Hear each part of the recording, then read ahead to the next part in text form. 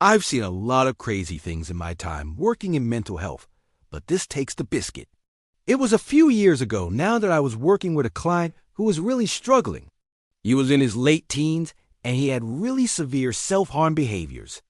And he would come to me crying because he felt like he had no control over his life. He hated school. He didn't get on with his family.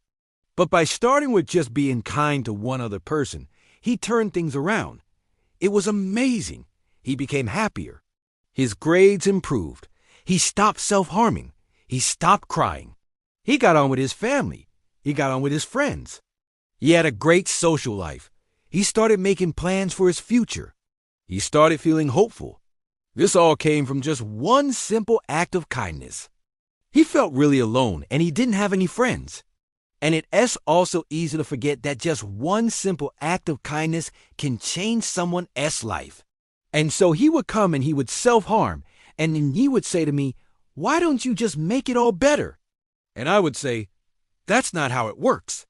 But I think what he was really saying was, "Why don't you just fix everything in my life?" And I can't. I'm just a person. I'm just a therapist. I'm not a miracle worker. But something happened that I wasn't expecting. You see, we had a session together where I asked him, "What do you want to do with your life? Let's start with you being kind to yourself." And he said, "Okay." And so we worked on some ways for him to be kind to himself instead of so critical and so hard on himself. And then I said, "Well, let's see if we can find someone else to be kind to." And so he went out into the corridors of his school and he found someone who looked sad. And he went up to them and he said, "Hey, you okay?" And this other student said, "Yeah, I'm fine." And he said, "Do you want to come and sit with us at lunch?" And this other student said, "Oh, yeah, okay." And so they sat together and they ate lunch together. And then he went out again and he found someone else who looked like they needed a friend, and he befriended them.